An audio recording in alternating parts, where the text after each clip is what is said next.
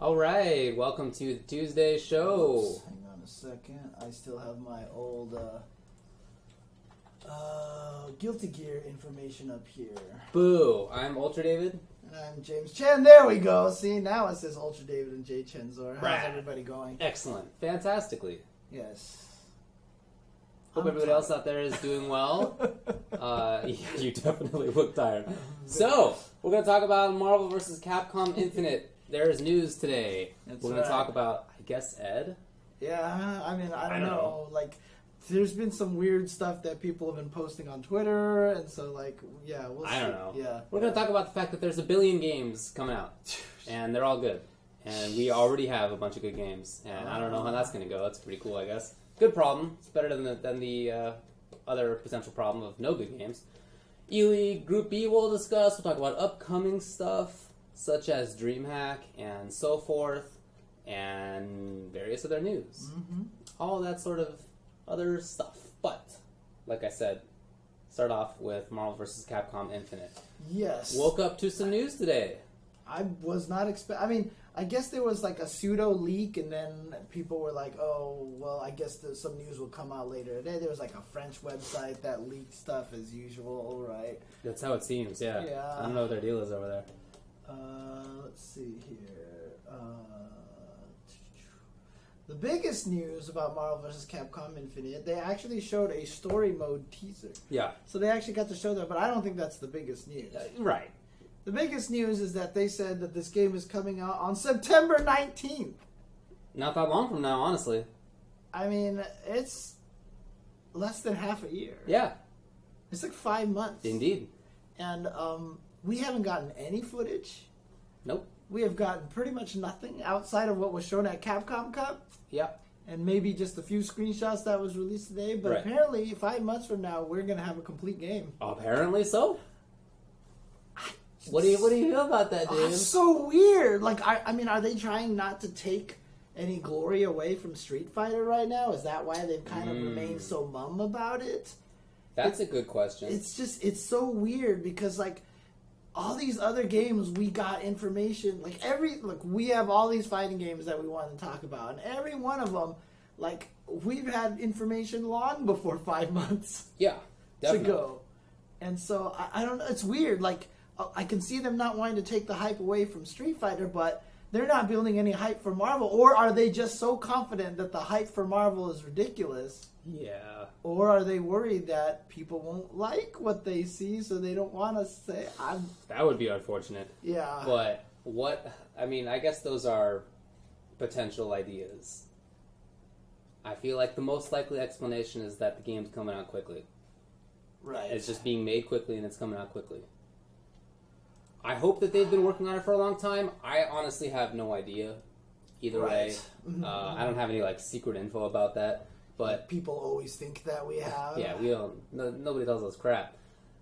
So I was seriously at NCR, and someone was like, "Just be honest, James.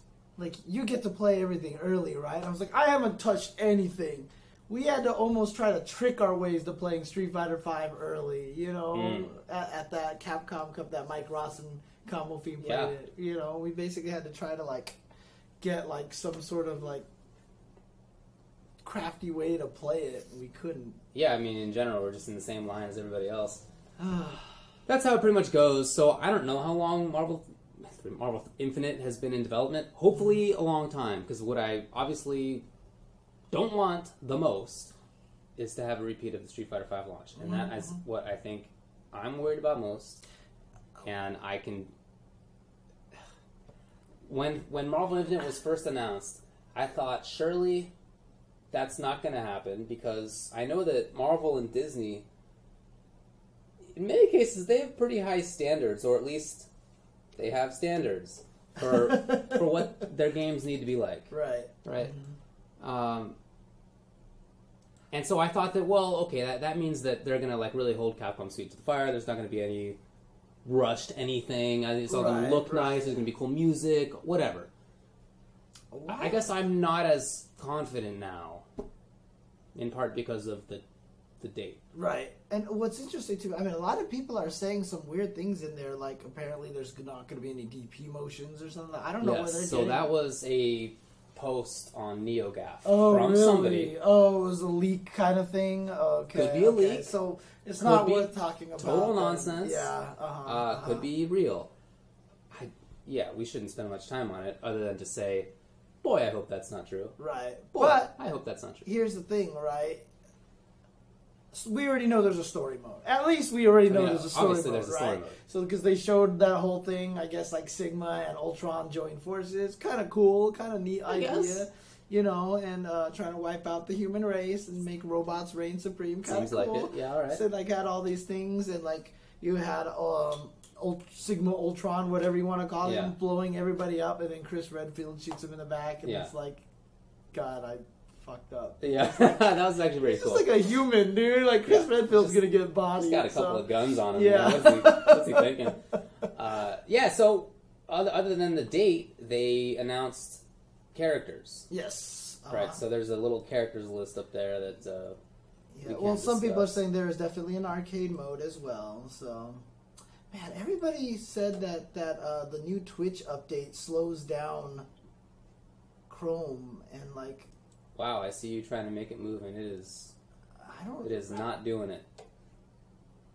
I honestly don't have that many things going on here.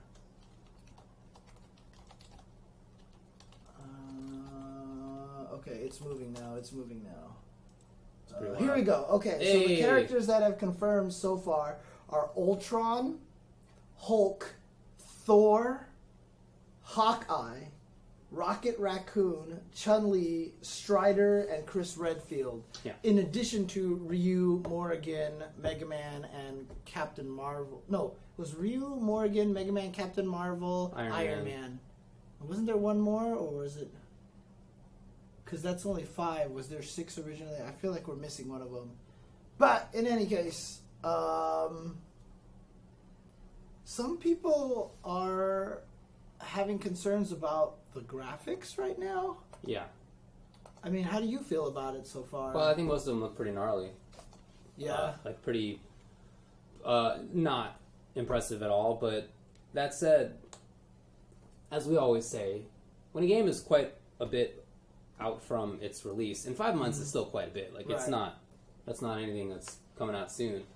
In terms of game development process, it can still change quite a bit, and who knows how long ago these videos were compiled from, who knows what builds they're compiled from. I'm not super worried about it. In fact, I really like how Rocket Raccoon looks when they show him just briefly. Right, yeah. I think he looks nice, and that I think is a good sign for how the rest of the characters are intended to ultimately look. Yeah, I mean, I think, like, Mega Man looks fine, right? I don't think he looks like a problem. Some people are concerned about, like, the Chun-Li face or whatever like that, but I don't think it looks, you know, particularly bad or anything like that. There's no Ken face, you know what I mean? Yeah, I think it's more like that the Mega Man model looks like it's without features. It's like a very smooth kind of mobile game or old game looking model. And whereas the Rocket Raccoon one is absolutely not like that. It is pretty detailed. It has the hair. It's like looks very much like the cinematic Rocket Raccoon.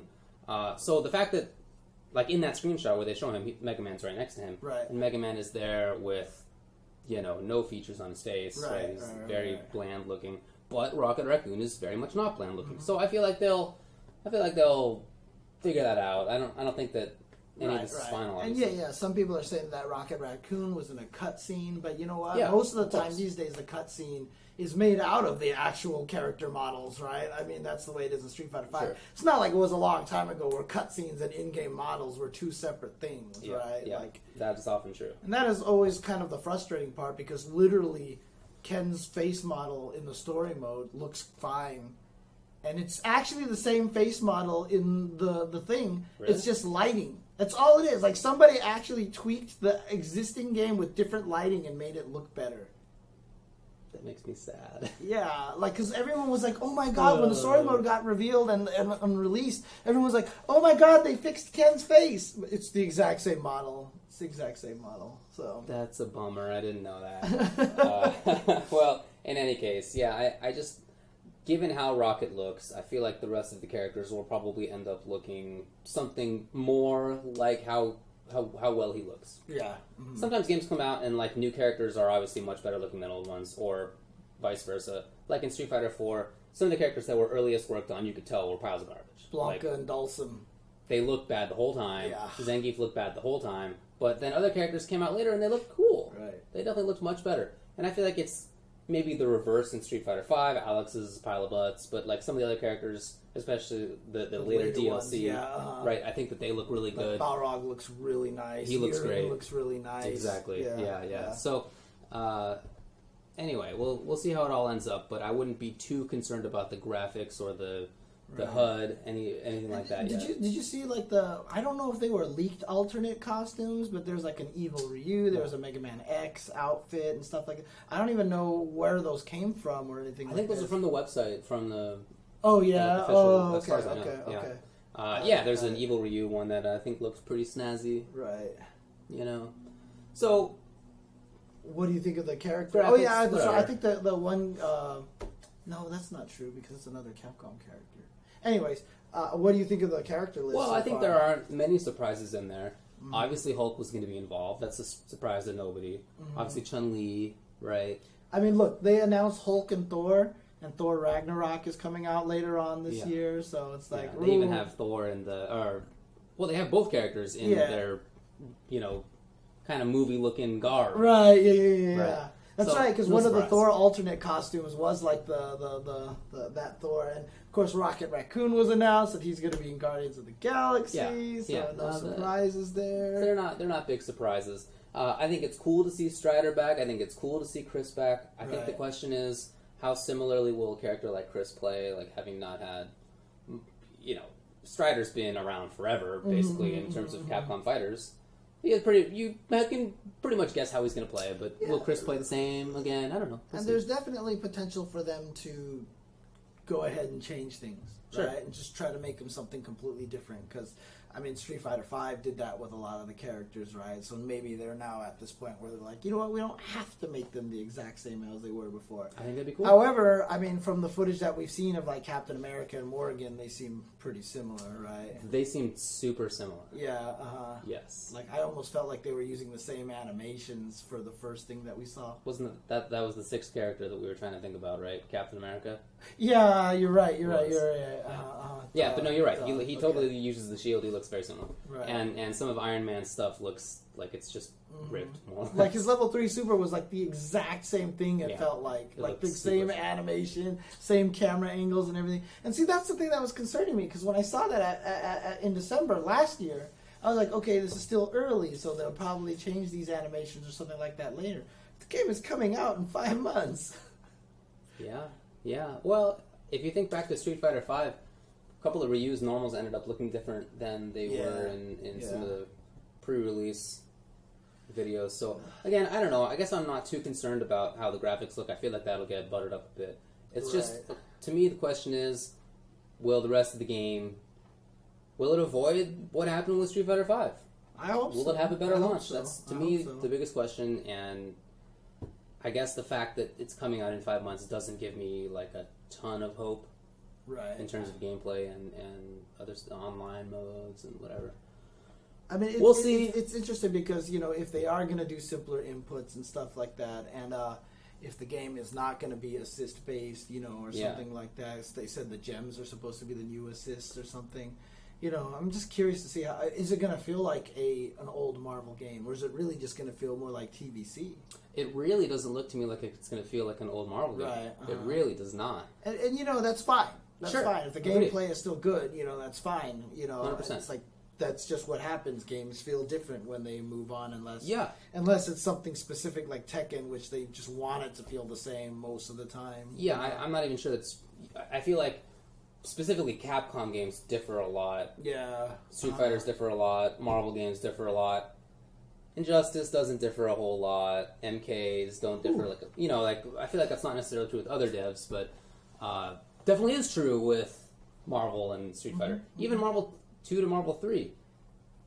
you know, there's probably more of a relationship between those two than it seems like Infinite is right now. But still, there were some very significant differences between the two. It's interesting because most of the Marvel games, like, for example, start with Children of the Atom, Marvel Superheroes, those two games very different than what X-Men versus Street Fighter wanted to do, because X-Men versus Street Fighter was the game that added the character switching and all that stuff like that.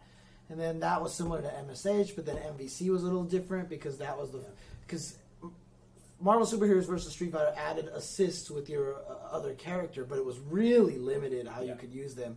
And the same thing with MvC, because then you couldn't even, your assist wasn't even the other character, it was like from that weird third chart party, thing. And then MvC2 changed everything. Right. And so it always feels like there's these like pairs, right? So it was like Coda, MSH, then X-Men, and then X-Men versus Street, and then Marvel Superheroes versus Street Fighter. And then Marvel versus Capcom was this weird middle ground, and then MvC2 and MvC3 are different. Okay. So, you know, it could be a time for it to do something different. Certainly I'm open to doing different things, and it sounds like it is going to be doing different things. I just, again, hopefully it's not going to have release problems. Other than that, I'm excited for it because I certainly like a lot of those characters. They showed a different normal for Thor. Yeah, that standing kick, The standing kick. I hope Thor has changed because I actually don't like the way he turned out in MvC3. That he was kind of slow and lumbering. Super slow, dude. His stand jab was forever. Like, I just feel like he should just be like throwing hammers. Like, he doesn't even throw his hammer. Where like in the movie, he's throwing his hammer everywhere and it does all that stuff. You're totally right. He doesn't throw his He hammer. never throws his hammer. Yeah, and he's like super buff, and he like doesn't look like he's like fighting and punching and doing all sorts. Like, I don't know. Like, I never thought about that, but yeah, that's true. That's true. I liked his gameplay. It says he throws his hammer in one super. Maybe in the command grab super. Oh, maybe he like throws it. Oh yeah, and then it like lands on them or something like that. I can't remember if he throws the hammer up or the person up. Yeah, but it should be a projectile, right? Shouldn't we just like throw it and then that makes total sense, dude. Like he should just be able to throw it and it lands somewhere, and wherever he goes, he can recall it and it hits on the way back or something. Dude, that'd be so sick. I love it. That'd be sick, right? Yeah. I mostly really like Thor. He's one of the characters I played most in Marvel 3. But for sure, he could use some help at least. If not an outright redesign, I think I'd be totally fine with that. Right. Yeah. So. Yeah. We'll see. I'm sure Hulk will be basically the same dude. It's interesting that Rocket Raccoon is there without Groot. Like, I thought they would turn them into like a Chang and Choi kind of combination. That'd be super cool. I always joke that, you know, Groot was there. He's the log trap, right? Right. But, but obviously it's not the case. Although that's funny. It's funny as a retcon kind of thing. Like, actually, Groot was in the game. He is the log trap, you know. I don't know. Maybe they'll have him as a separate character. Yeah. We'll see. Oh, I guess someone said, I guess according to the Marvel vs. Capcom Twitter, a new gameplay trailer is going to be confirmed this week. So we will get a gameplay trailer coming out soon. I would say the only thing I'm looking for in terms of gameplay that I really want is just speed, or the ability to be speedy. I feel like that's, to me, like, the things that I look for the most in a Marvel game are space control in the full vertical and horizontal, not just horizontal, but the full thing. Right. And then fast movement.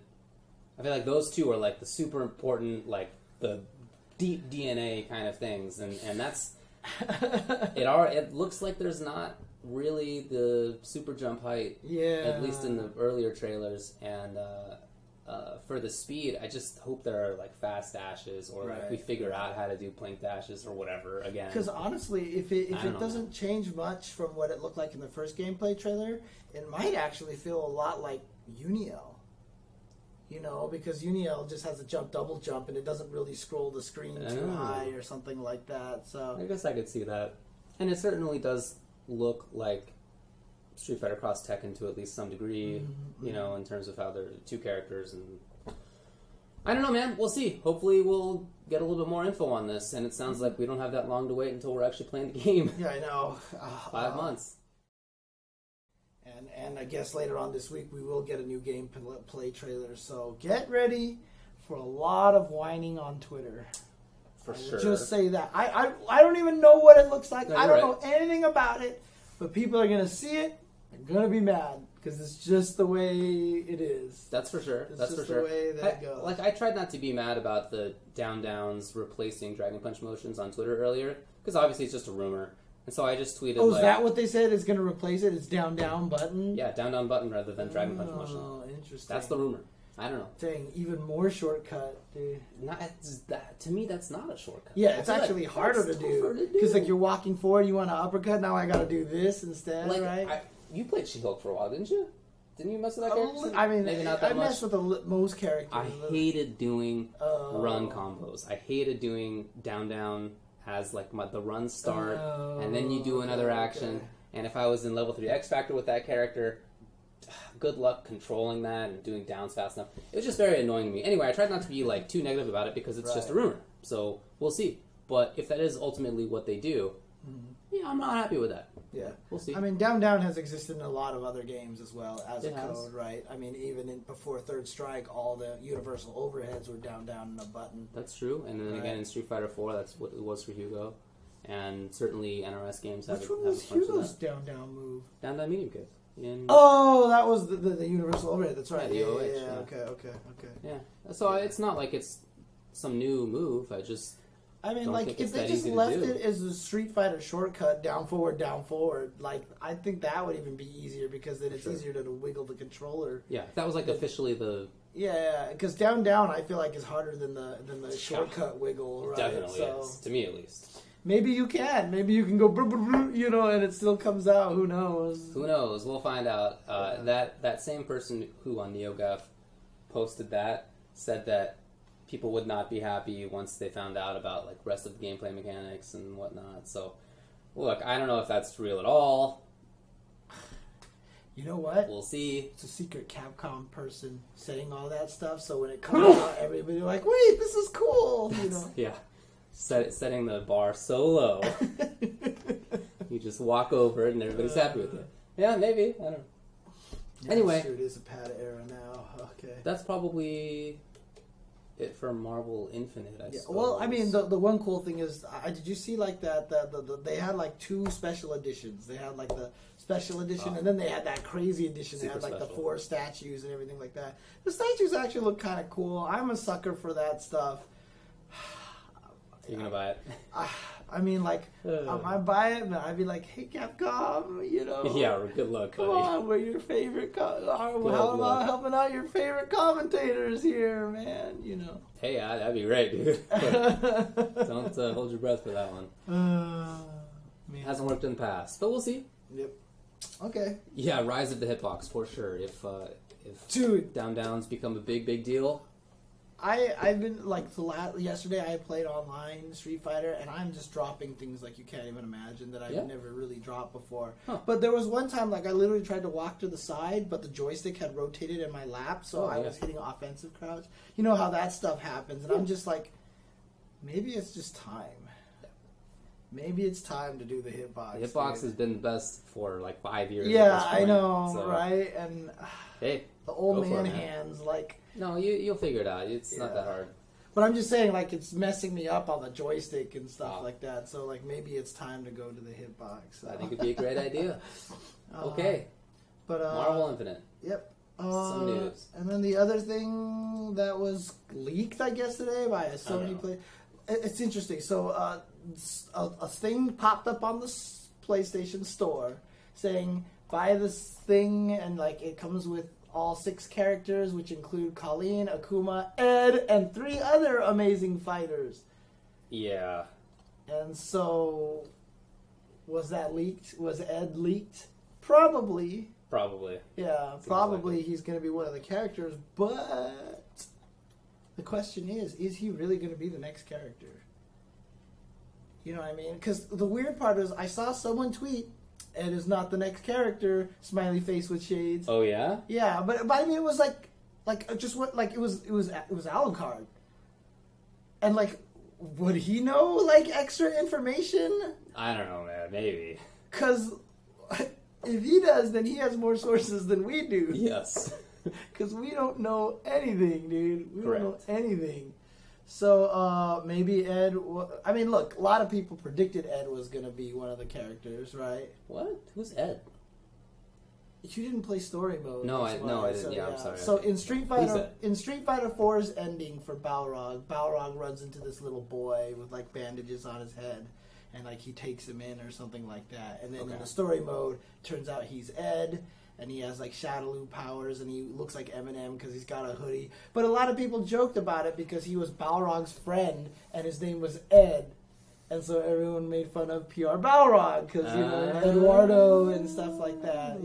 Yeah. Well, okay, I didn't realize that the character had some kind of existing personality, storyline, something like that. Okay, all right. So is he going to be a boxer? Is he a boxer in the story mode? It might be he doesn't really, like, he fights in, like, one of the cutscenes. I don't even remember what the hell he does. Okay. But, some people are saying he might be a boxer with, like, psycho power or something like that, like Shadaloo power. And you're wearing shorts and a black sock, and you moved your foot, and I swear to God, I thought it was Jasmine. Like, I thought it was the cat running around. Actually like, wearing red socks. Like, yeah, well, it's just like when I see something moving off to the side, like, I totally think it's my cat. Anyway. I have red and gray socks on. Yeah. But apparently he does use psycho power. Okay, maybe not boxer. He just has psycho power, I guess. I don't remember. I've seen the story mode, and I don't remember. It's wasn't important enough to all record in your brain. All I remember about the story mode is Chun-Li gets bodied and Zangief is invincible, which made me laugh given Season 1's tier ranking, right? But seriously, Chun-Li just gets bodied the whole story mode. And Zangief's like, people hit him with swords and his body just like shatters the sword because he has the iron body, and he just like beats the living shit out of everything. I feel like that's how it really would be in real life. Yeah, There's like some 7 foot tall, a billion pounder, whatever he is. He's pretty tough to beat.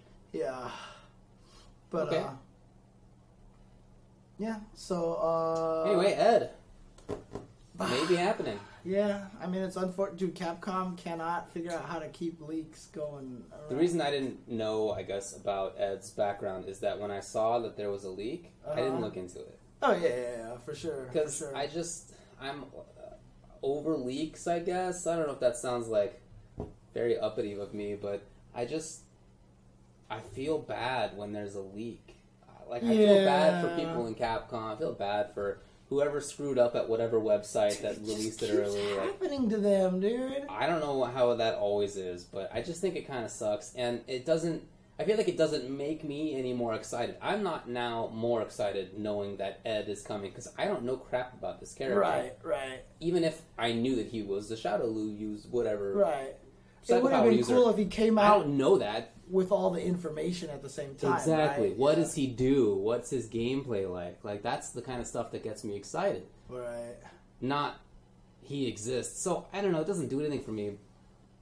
I really wish that it would stop happening. But at the same time, I get that other people don't feel the same way. Like, they want to get as much info as possible. Understandable. It's just not, it's not my own interest, I guess. Mm-hmm. Well, Capcom's got a...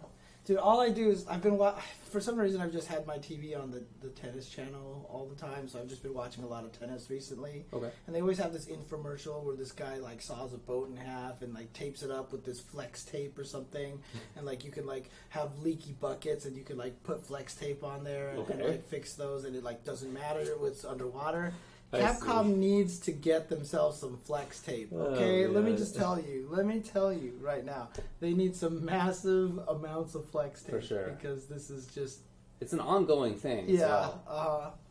Bummer. Yeah. Well, it makes it more likely, I guess, that the season will be all new characters, because that's what they had said, and then people were like, is it actually Garuda in one of the things? Like, not a new character. I don't know if it will have been 3 new characters, then I feel like that makes it more likely that they're all being serious about it. Yeah. It'd be funny if it really was some guest characters like Iori and stuff. Be sick. I mean, look, I don't have any story stuff about it here, but I still remember someone said that Harada said they're not done with guest characters for Tekken 7, so there might be more guest characters in that game. So I'm curious to see what else they would add. Yeah, 12 comes in. 12, air dashing in Tekken. If you still, Oh man, I mean, I think it would be cool if they just like added like a completely random character to it, like just put in Jam from Guilty Gear, you know, like all of a sudden Jam is just in there. Yeah, you know, I don't know, it would be kind of cool. I would love that. Yeah. You know, they gotta have, there's financial concerns and all that stuff. Yeah. But we'll get people to buy. Yeah. Then you got these new costumes coming out. Chun-Li has 2 new ones. Okay, yeah.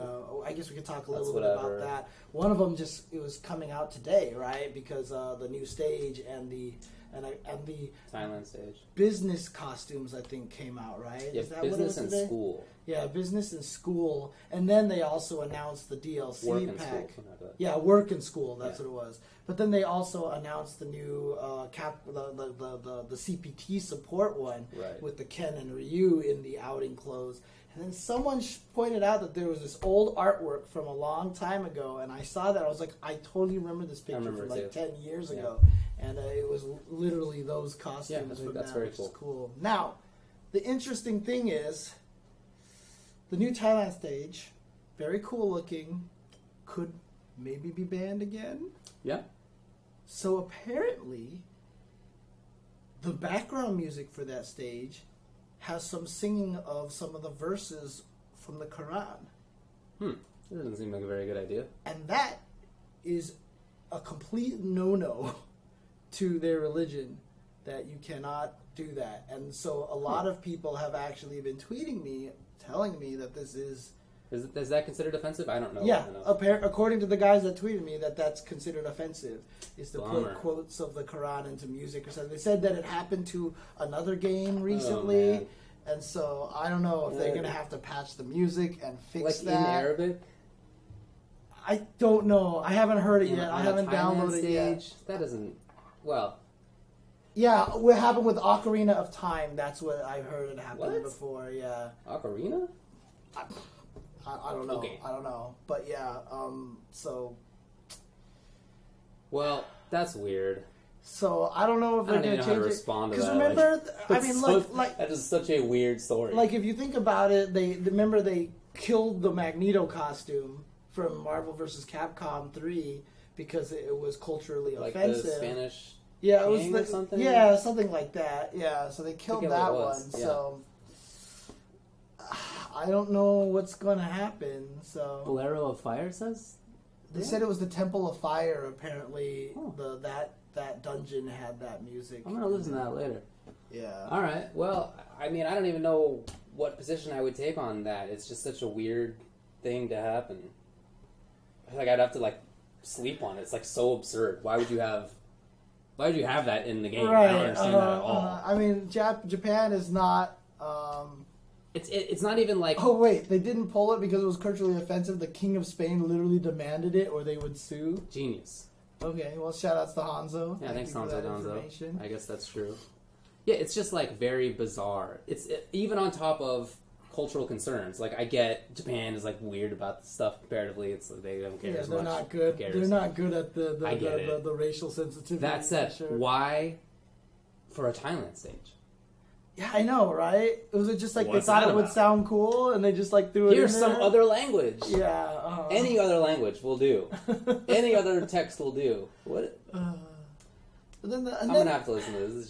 This is so bizarre. And the other thing too, I mean, so we got the work costumes, like Yeah. you said, and we've got these school costumes or whatever they were, right? How many Chun-Li costumes do we need? Hey, I don't know. I mean, they make the costumes where they think they're gonna get sold, I guess, Yeah. right? And they're. I don't know. It'd be interesting to see what the different, how well the different costumes have sold. Like, is Ryu such a good idea? Who the hell still plays Ryu? Do people actually still play him? He's pretty bad now, right? So, I get having some characters have more outfits than others just for financial concerns. I'm not upset about that. It does seem like it's maybe a little bit overkill. yeah. And at the same time, some characters have none. Right? So, I mean, some of them just have that alternate story Just mode the story costume mode. that they came with. But, like, Fang has nothing. Fang has Dalsum nothing else. has nothing. Yeah. Birdie, I don't think has anything, right? Oh, did he get Birdie- a Christmas? No, yeah, didn't you get the Christmas one? I think he did. I'm Yeah, I pretty think sure he he did did. got a Christmas. Or was it Zangief who got that one? Because everyone said Birdie should have been should have been Santa Claus. But I can't. I don't know. I've never seen anybody play either of those. So Yeah, I I'm not know, sure, right? man, Uh-huh. to be honest.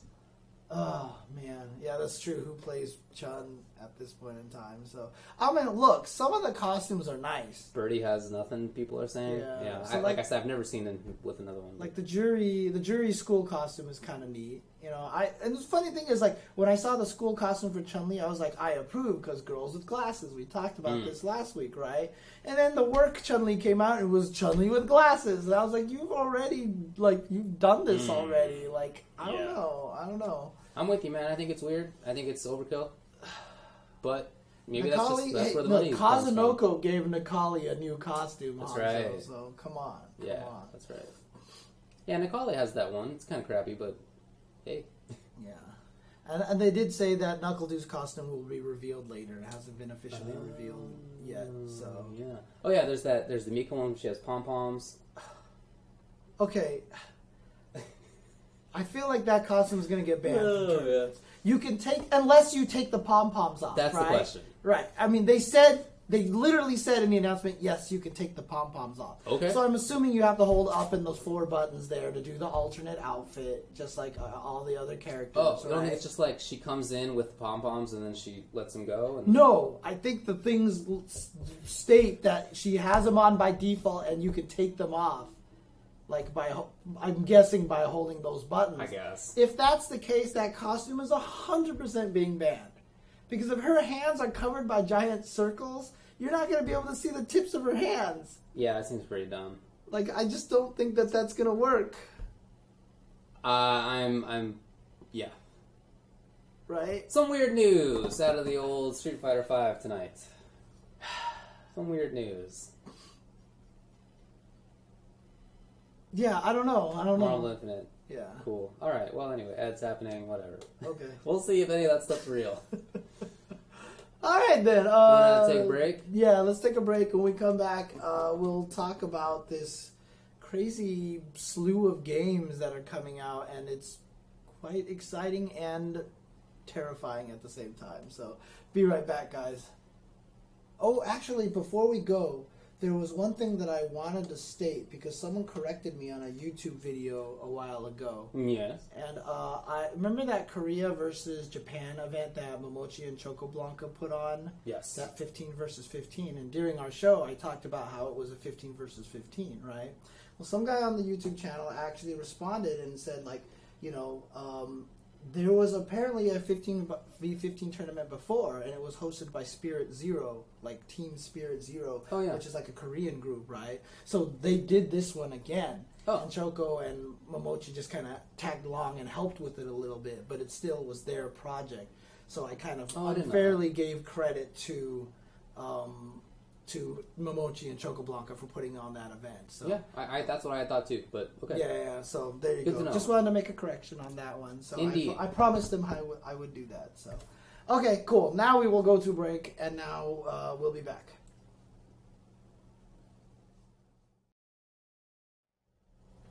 All right. Well, welcome back to the show. Let's talk about this because this is good stuff, and also, as James indicated, I'm not really sure what to do about it. So there are a ton of good games coming out. First of all, we have a lot of good games right now. Yes. Right? We're already playing a lot of good games. I like all the games that are like on the major fighting game stage. I think they're all really good. I guess not every one of those games is everybody's favorites, which is, of course, understandable. But there's already a lot of good stuff. And then in the near future, some games coming out include in May, Injustice 2, and Guilty Gear Xrd Revelator 2. In June, like just a few days after, comes Tekken 7, finally coming to console, like a billion years later. Then Under Night, the new one, comes out in July, and Marvel Infinite comes out in September. So in this very short period of time, we have 5 new launches. USF2 in late May as well, someone pointed out in chat. Of course, important to note. Also, Ultra Street Fighter 2. You sound so excited about that. You sound so excited. It's coming out. So that's what they did. So we'll see. I mean, here's the crazy part: is like, you know, some people are like, play all of them, right? And I would love to, but that's not a valid solution for a lot of people out there because they can't buy all 5 games. Right, right. So everybody has limitations, and whether yours 6 is games, I should say, yeah. Yeah, whether yours is that you can't buy all of them, or whether you just can't play all of them. I don't feel like anybody can really play all these games. I guess you can buy them if you can, whatever. Right. But like, even if I were to get all these games, I'm definitely not becoming like any kind of an expert. ARMS is coming out. ARMS! I'm actually excited about that game. Have you watched that video yet? Yeah, I did. Dude, I thought it looked cool. That game, like when I found out you could punch their arms or hit their arms and like knock them away, like I was like, holy crap, this game is getting a lot more deep. That actually is interesting, yeah, right? I was like, this game is getting kind of deep. There's a 7th game. Yeah. Yeah, man, that's really cool. It's just impossible to play all of them. So, question is, what do you do about that? I don't know. Do you kick out some of the current games? Like, I don't know. Well, seriously, like, I mean, what it's do like, you do so about currently what we have Street Fighter V, Ultimate Marvel vs. Capcom 3, right? Yeah. We have King of Fighters. Yeah. 14. I mean, I guess some of them are replacements, and Tekken 7 is already in anyway. Guilty Gear is going to be replaced by another Guilty Gear. Yeah. Tekken Tag 2 is going to get replaced by another Tekken. Tekken 7's already right. at events, right? Right. Just on arcade. I guess Marvel 3 is going to get kicked out for Marvel Infinite. Right. I mean, like, it would suck if that kind of happened because Marvel 3 is like super exciting right now. But yeah, agreed. Blaze Blue, fully agree. KI is out there. Killer right Instinct, now. great game. Yeah. I don't know. I really don't know. This has been sort of something that has been developing. Of course, over the last several years, there have been so many more games than pre-2008. Yeah. That I feel like we've...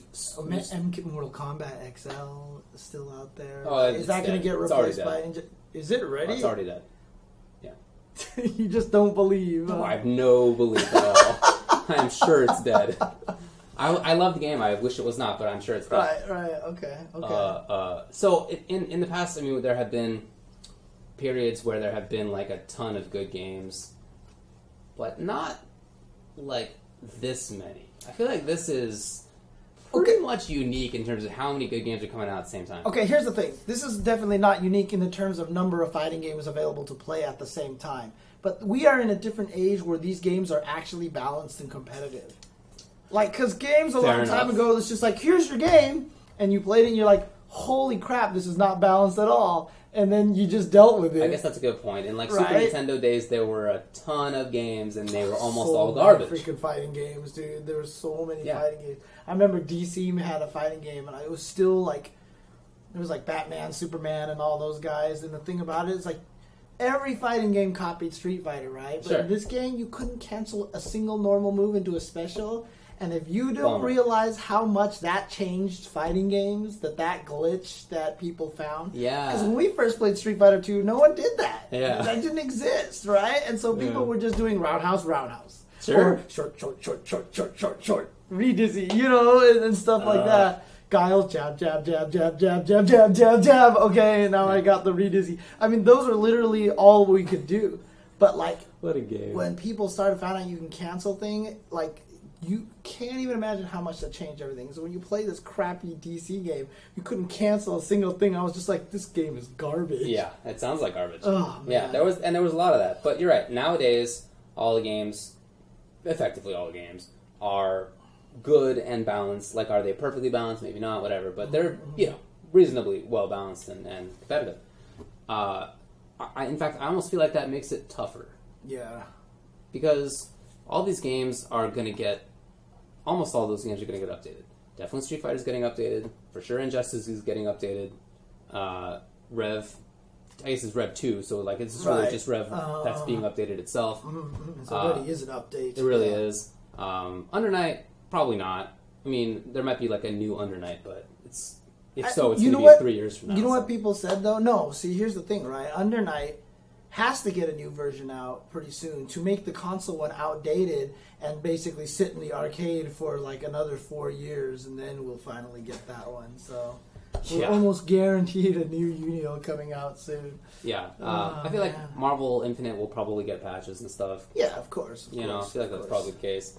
And then if games that are currently around are still around, then for sure KI is still going to get stuff. And, there's just a lot to follow. There's a lot to keep an eye on. It's not the case that you can learn a game and then come back to it in 6 months. It's not the same anymore. And we're doing a disservice here because we're not even talking about Melee and Smash Wii U. That's true. Which are out there, and they are an update of each other, but they're both still being played, right? Yeah, I mean, they're quite different games. Yeah, exactly. But, yeah, there's just a lot to learn. Even if, look, always that has been the case to some extent because people learn how to play games better over time. So if you take some time off from a game and you come back, even if you remember all the things that you had known, you're still going to be out of it because you got to learn all the new things. But now it's that plus you have to learn what changed about the characters and the gameplay, and it's nice to be able to have balanced games and patches and that stuff for sure. But there's a chore aspect to it, dude. In my view, so it's going to be even tougher to play all these games simultaneously. Yeah, and to be honest with you, for us as commentators, this is just. Yeah, no, for sure. I mean, I've already thought that, the maximum that I can realistically expect to know and commentate reasonably well is 3, maybe 4. Right. I'm not sure if I can do 4, honestly. Right. And I feel like the other games are all going to be just from commentary fundamentals, as was coined, basically, I think, by you and Sajam, right? Yeah. Commentary fundamentals. Yeah, just keeping that solid ground game. Yeah. Oh, so man. it is hard. And there's going to be a lot of decisions that have to be made about which games get played. Evo lineup, for example, is always tough to choose, but here's the interesting thing. I'm going to go in Grandpa story mode again, right? Do it. So when Street Fighter 2 first came out, everyone played Street Fighter 2. And it was great because everyone had to get good or go away, basically, yeah, right? okay. Because you just didn't have a choice. So by the end, everybody playing Street Fighter 2 was actually really good. After Street Fighter 2's popularity, that's when Mortal Kombat came out, right. Fatal Fury came out, World Heroes then came out, and then we had Samurai Showdown, Killer Instinct, Virtua Fighter.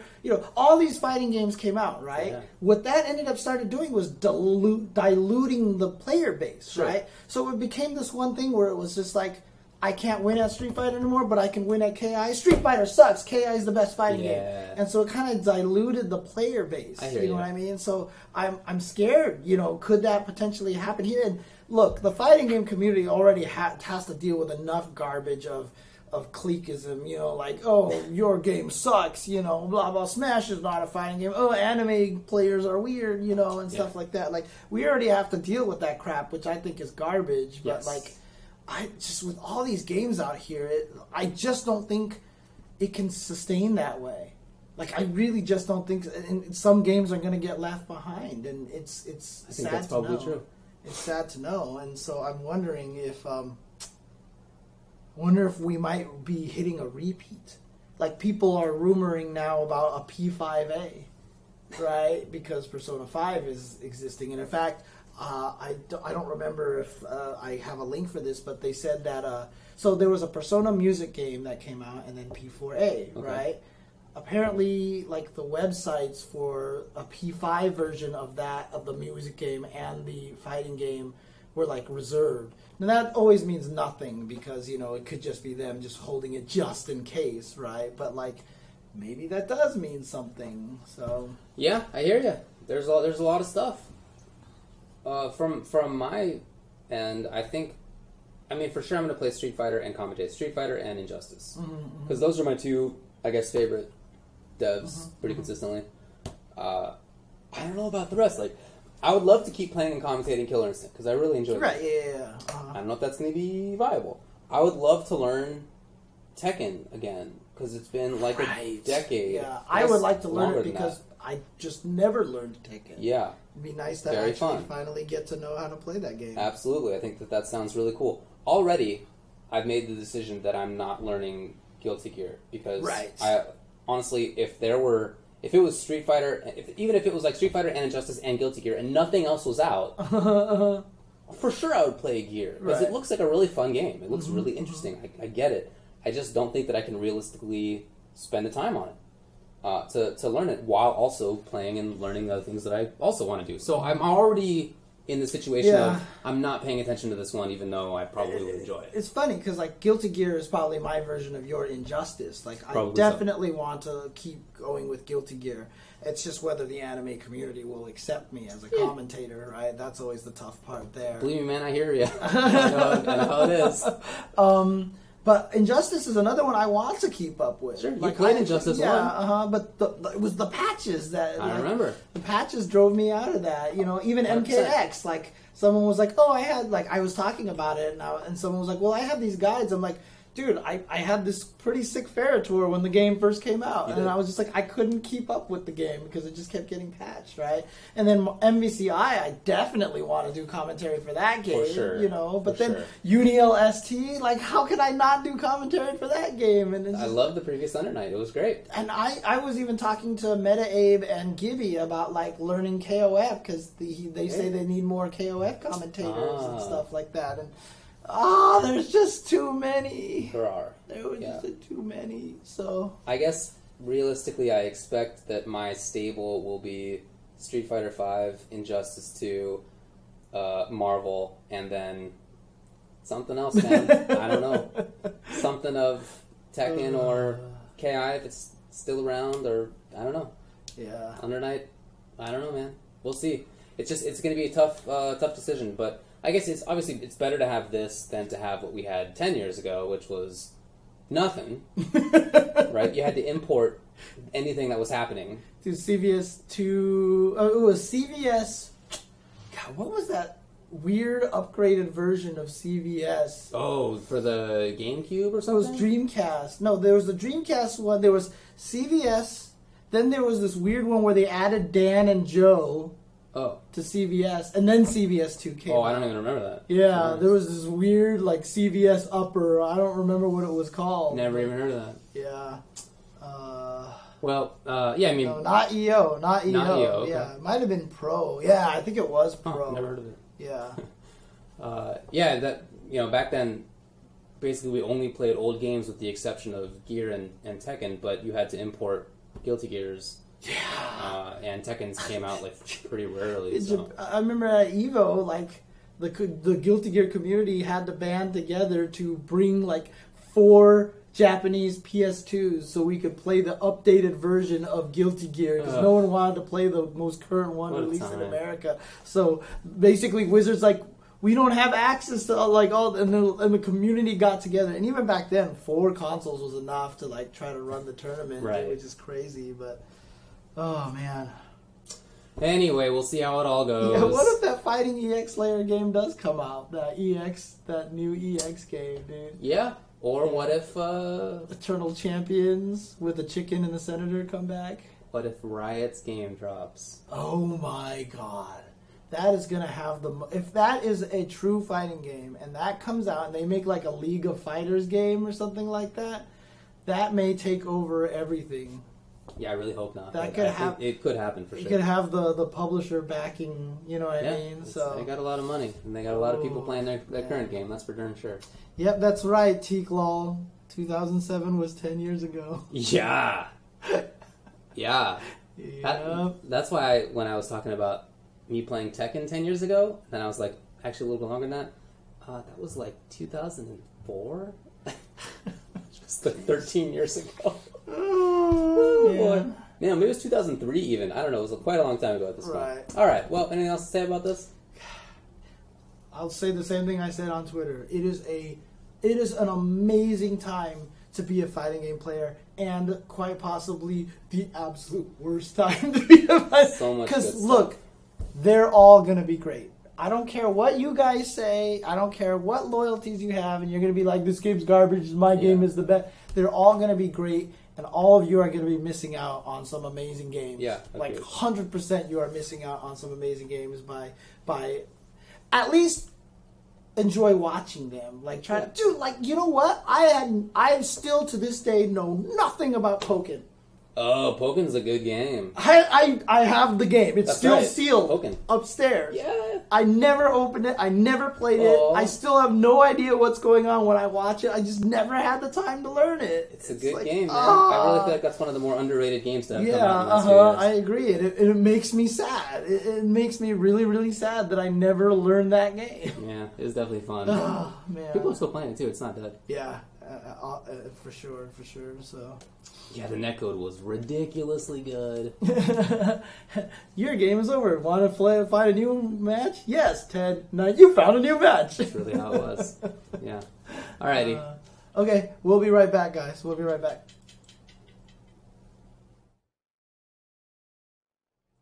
Alright, welcome back to the show. Let's talk about some stuff that has happened recently in terms of events, and then we're going to talk about some events that are coming up, because there's some good stuff. Yeah, that's right. But this past weekend-ish, I guess, Friday, was ELEAGUE Group B in the bracket now. Remember, there was like the initial qualification into the follow-up bracket. 2 people out of each group were rejected, and then, what are there, like 6 people in the final bracket? Whatever. I don't know. You know how it works. You've seen it. Yeah. Let's talk about what happened.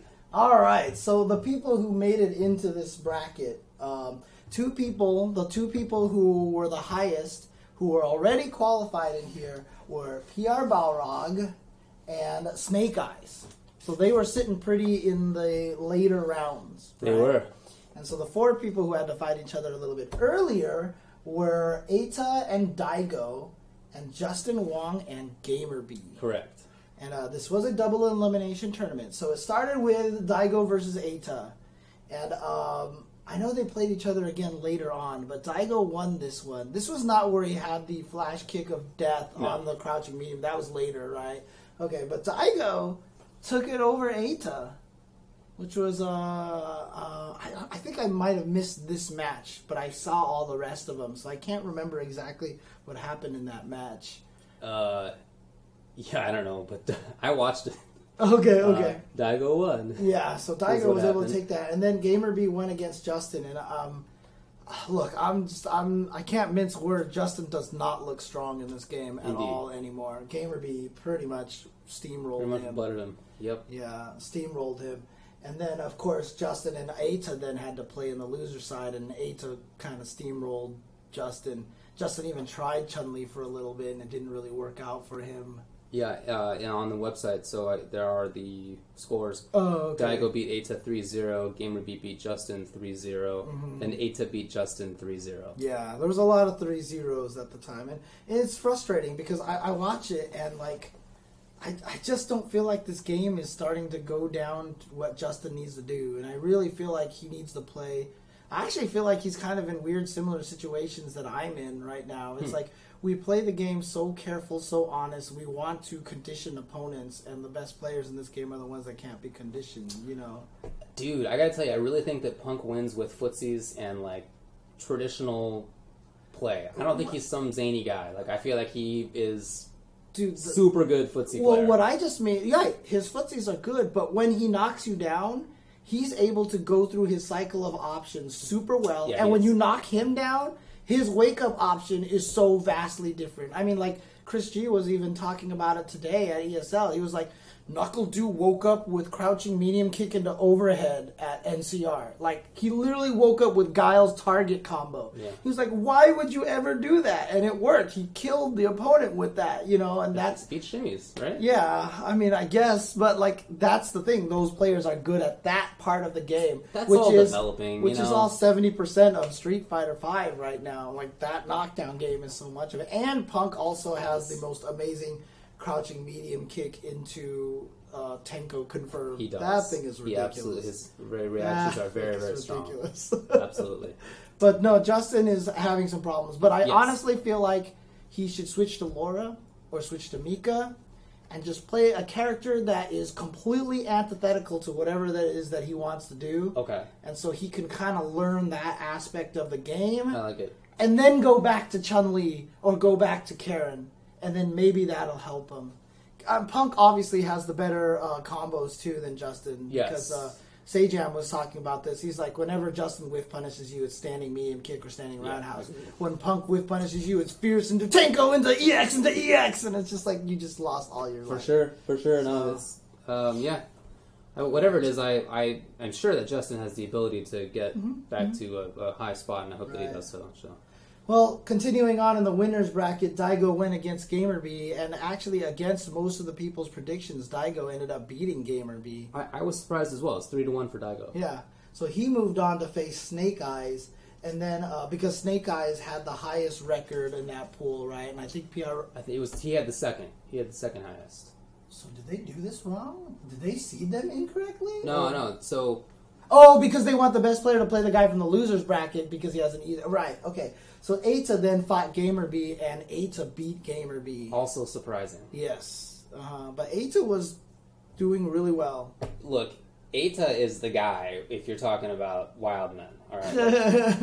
if you want to label this game as being something that's about the like pure mix-up, that's the guy. I don't know how he does it because he takes such risks in such interesting situations. I mean, I guess that's probably a big part of why, is because he often does things in different situations. It's not just that he does wake up Dragon Punch, it's that like he does down strong EX Dragon Punch. Yeah. When he's the one attacking. Like that's his frame trap. It's like you hit him with a +2 move and his response is to run at you. You know, use the V skill or something crazy like that. Right. And you're like, what's going on? Totally wild stuff. But I guess that's why it works, and it's very interesting to see.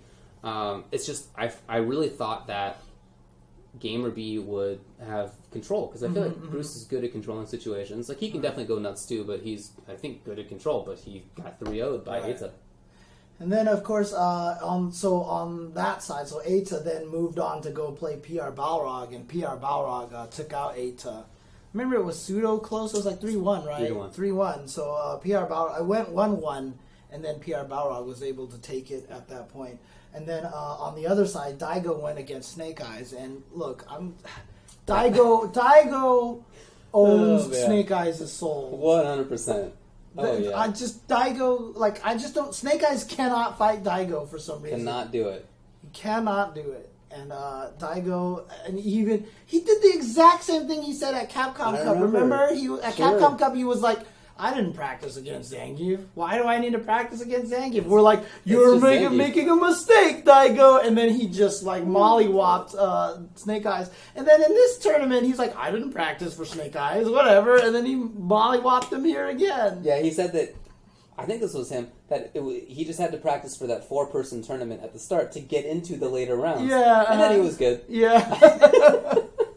Which he was, it turned out. Yeah, I mean, it was pretty crazy because Daigo was playing well. He played well that weekend. Yes, definitely. He played very, very well. So, but as a result, those two who lost, Snake Eyes and Eita, had to play each other, and Eita defeated Snake Eyes.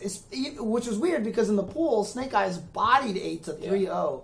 And Snake Eyes said, well, after the match was done, he's like, well, I guess Eita's adaptation was just to EX uppercut a lot.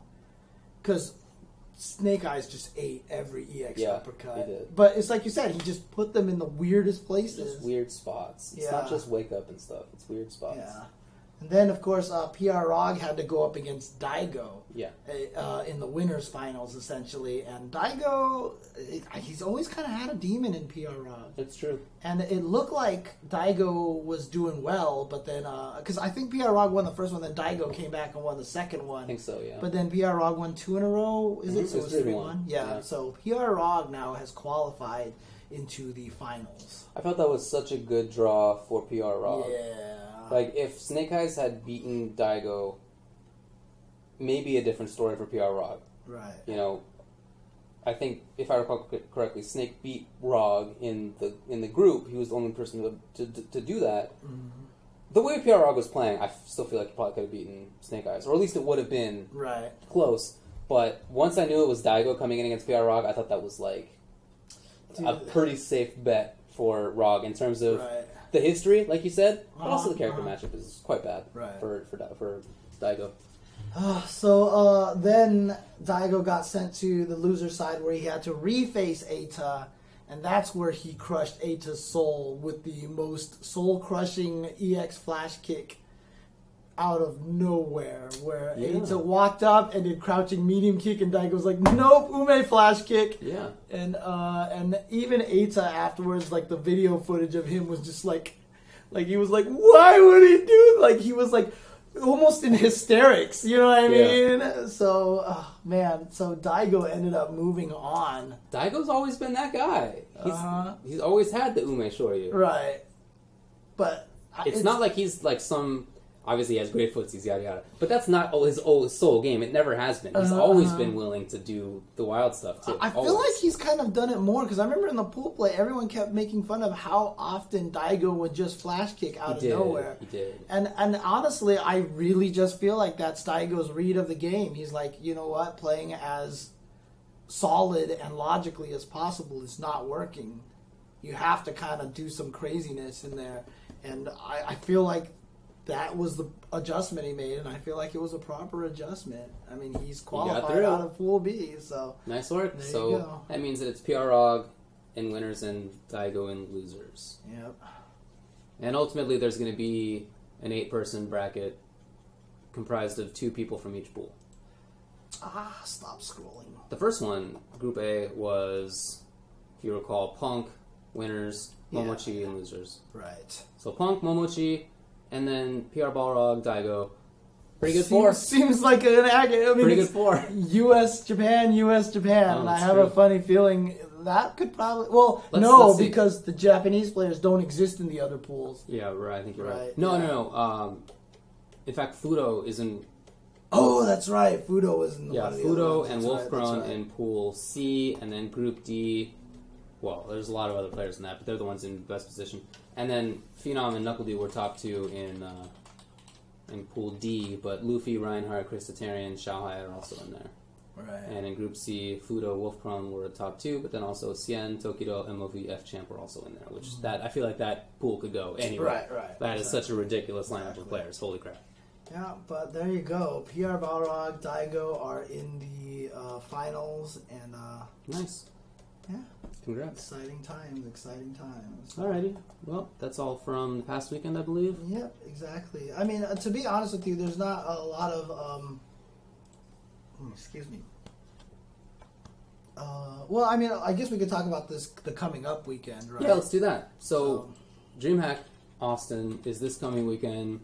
We're going to be there. Shoot, is Malice's Godlike in the chat? Because I know he's starting to work on his own calendar again. Oh, yeah? Yeah, and I don't know what the URL for that is, but coming this weekend, yeah, like you mentioned, is Dreamhack Austin. Yeah, so that's going to be on the CPT channel, Capcom...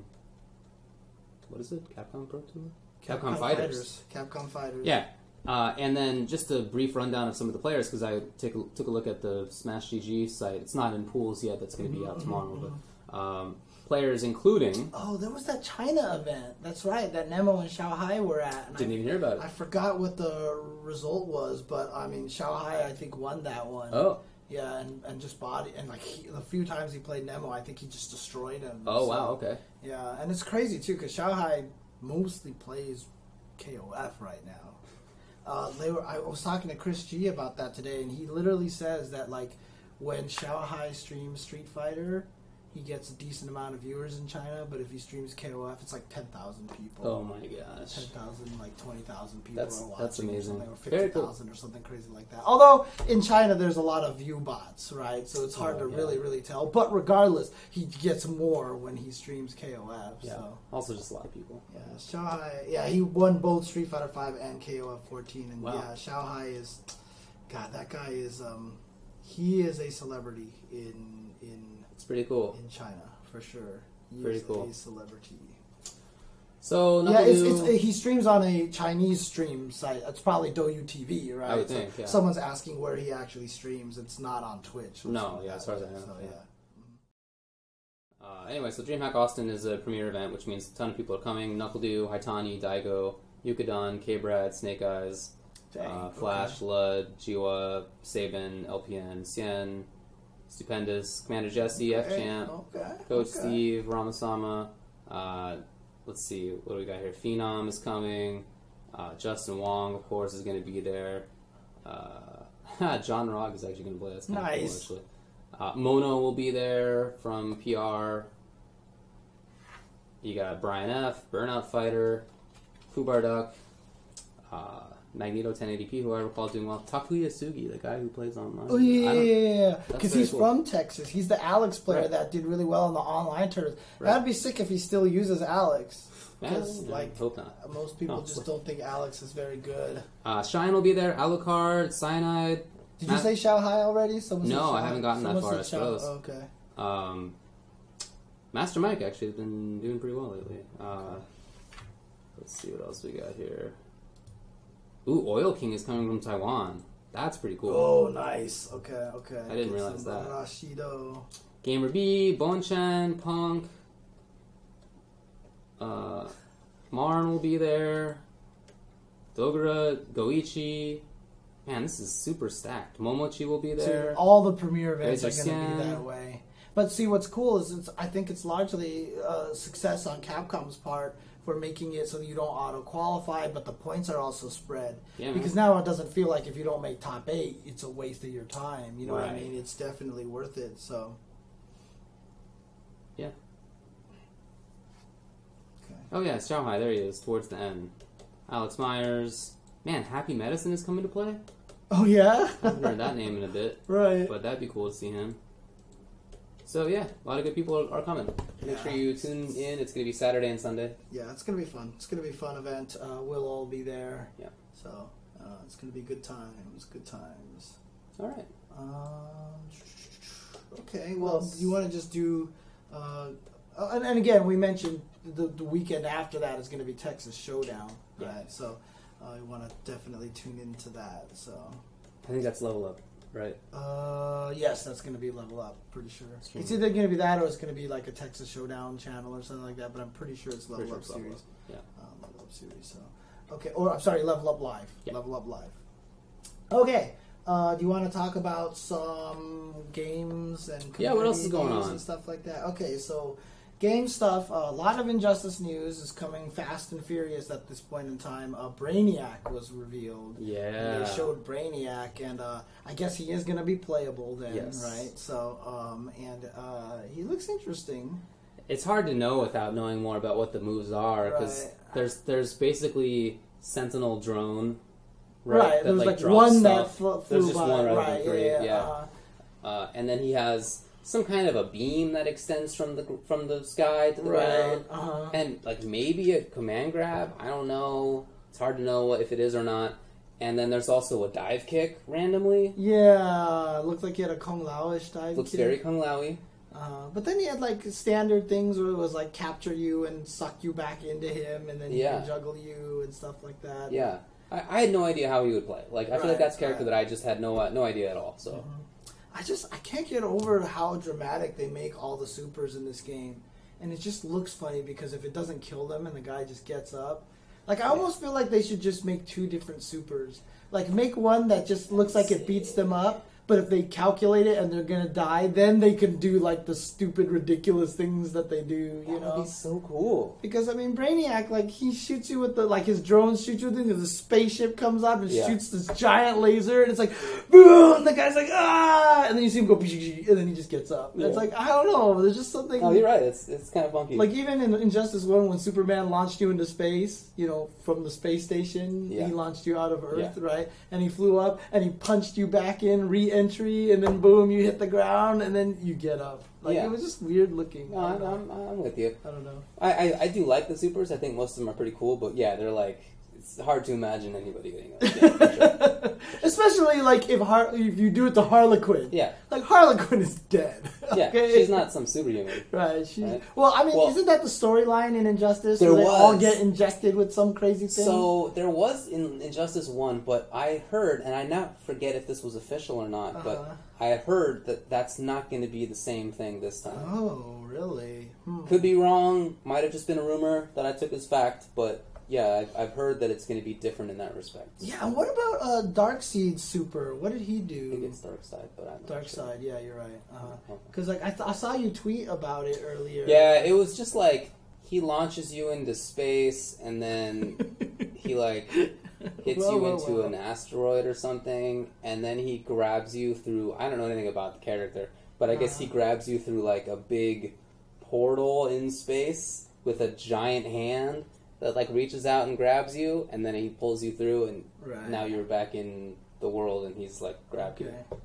I mean, a lot of people are making fun of me calling it Darkseid, but like it's not like DC characters are important. Yeah. Oh. Yeah. Oh man. He was in honestly, dude.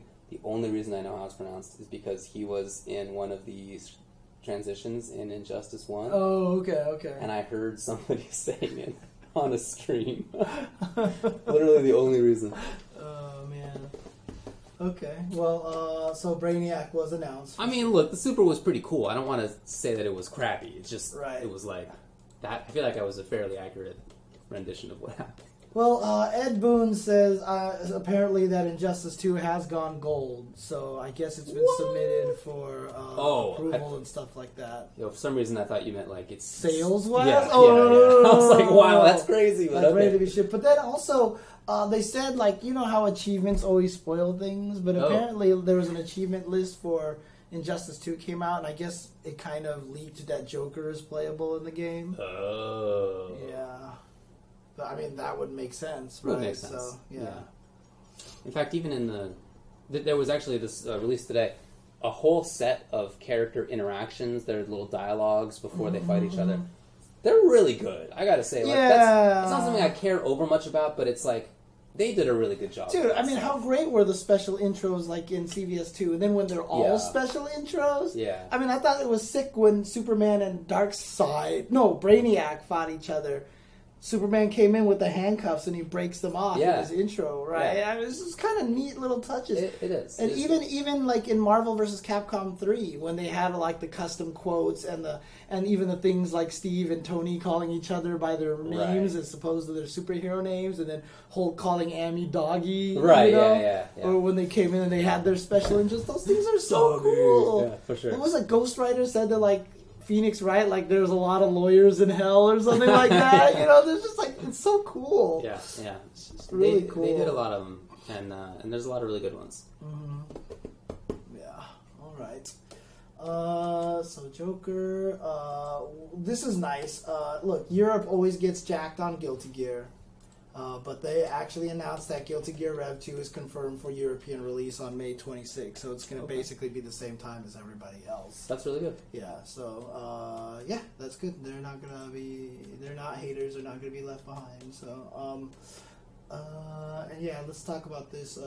Blaze Blue Central Fiction is releasing on Steam April 26th, which is tomorrow. Oh, I had no idea. Yeah, so Central Fiction is actually going to be available on Steam. I'm going to pick that up. Okay. That's awesome.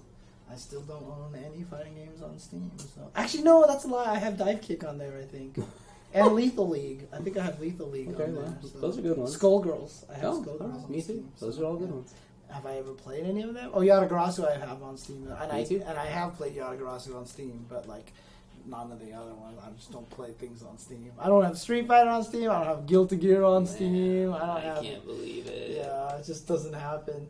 But yeah, as I mentioned, the Persona 5 had a P5AG.jp and P5U.jp registered as websites there. And P5AG is a... referencing it could be something else, but P5U.jp is probably like Ultimax, like P4U, right? So there could maybe be some credence to the rumor of making a... I mean, what the crazy thing is, if they made a P5U, right, would they keep a lot of the P4U characters in there and add, like, so you would have the 4 versus 5, or is it just be a completely new roster based only on the P5 characters? Is it different characters? I don't know. Yeah, it's always been different. Oh, well, so some of the P3 characters are in P4U, but they're like older now. So they're not in Persona 4, the RPG? I don't think so. Dude, okay, someone has to correct me. I don't know anything about it. Yeah, someone has to correct me on that one. We don't have the usual nerd sitting next to us. Yeah, I know. Probably know the answer anime nerds in there, so... but yeah, they'll probably keep the old ones and then add the P5 characters, which would actually be kind of cool if they did it that way. So I can't see why they wouldn't want to. Let's just put it that way, because that way. They would be losing a lot of characters that way. So. Okay. Okay, so there's cameos of minor characters, but they're not actually in the P4 game. So, okay, and then also I know Connecticut's used to sponsor us a little bit, right? And just to give them a little shout out here because I just think that this is cool. But Connecticut's is actually making a bunch of KOF statues. Oh yeah? Yeah, so they're actually going to make dioramas and prints and all sorts of things like that. I don't see any preview pictures here.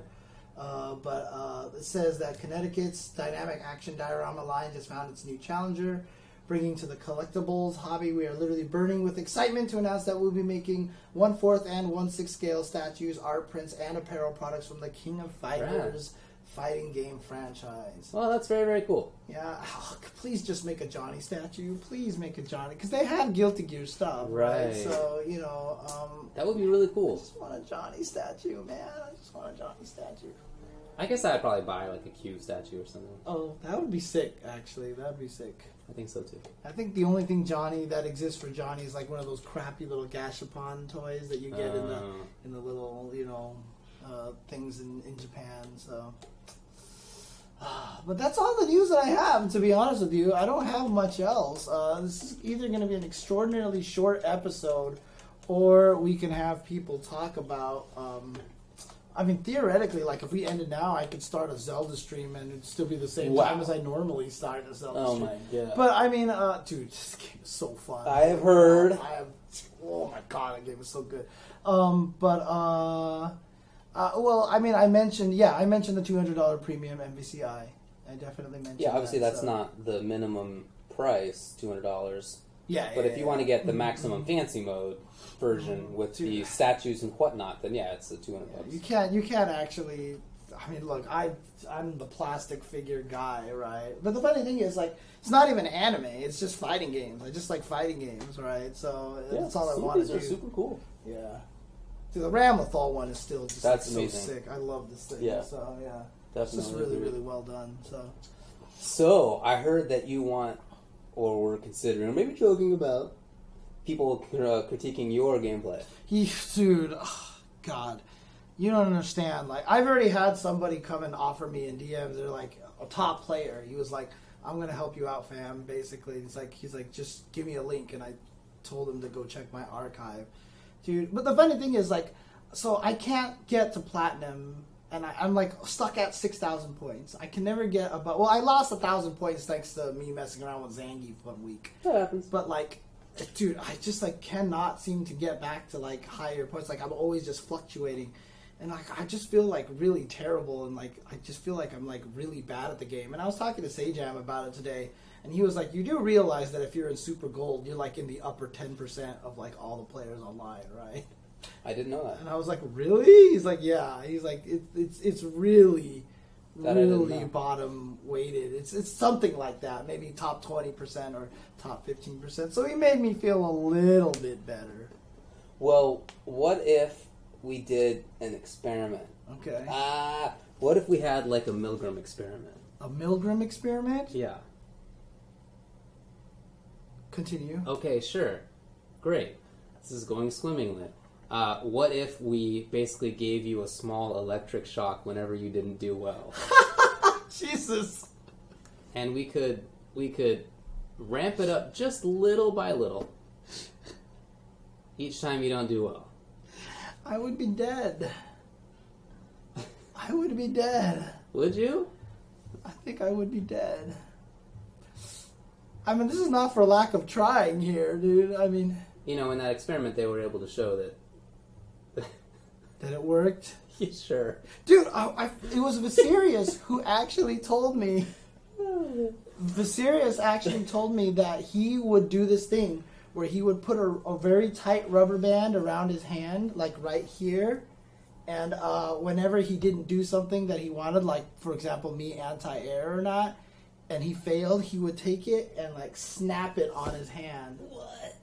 Yeah. Oh, my God. That actually, like, helped. I don't know if he actually did it or if he just heard that worked or something like that.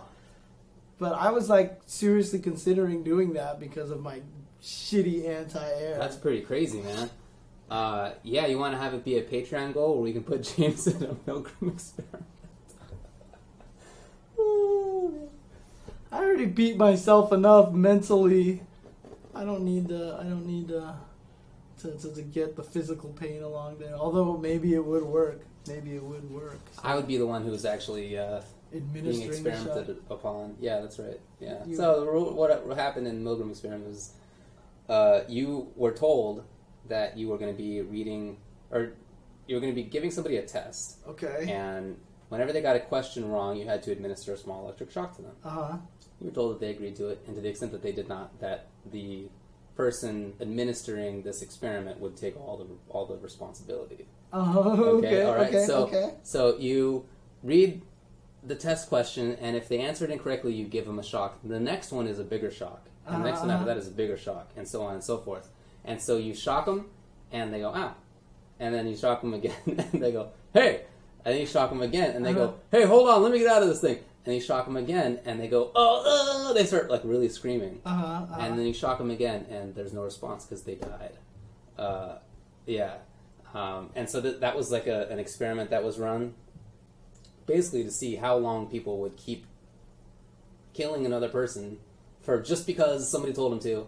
That was it. Obviously, were the screams fake and everything? Yeah, I mean, of course, there was like an actor who did it, and you couldn't see the other person. Okay.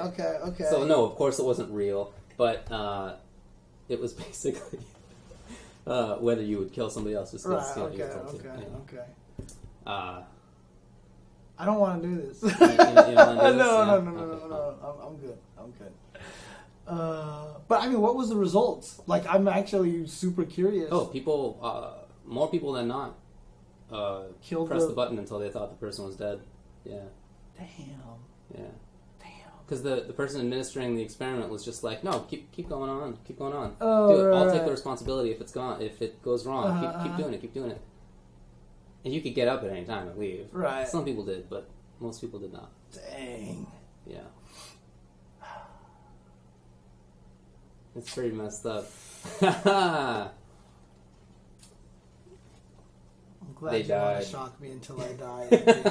I'm glad. They did not really die, but for all the person knew, they did.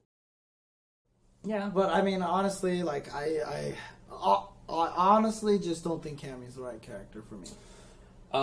Yeah, I think that's probably true. What do you think about playing Laura?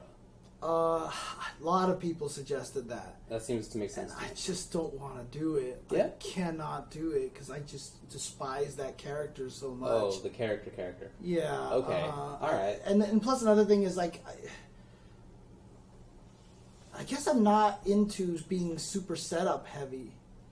See, that's part of why I suggested Laura is for you to learn that. Yeah, right.